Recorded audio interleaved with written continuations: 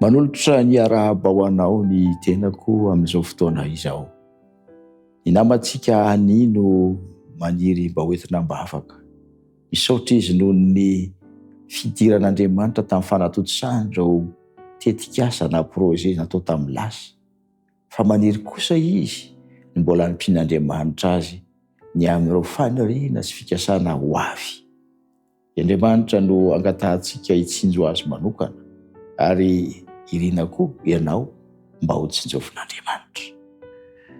Tompo Andriamanitra io, dia faly izahay manolotra ny fisaorana ho anao satria nitahinao sy nampianao ny namana ani teo am-panatotosana ireo tetikasa izay nivolavolainy tamin'ny lasa.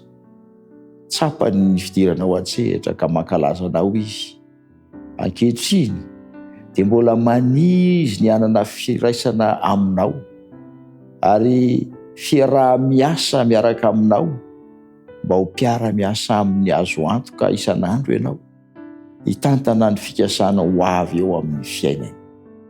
Tompo ireo rehetra tetikasa manoloana azy, dia ianao no hanampy atotosa ireny. Aoka ianao no ame ihany koa ny vahaolana sendra olana mahazatra.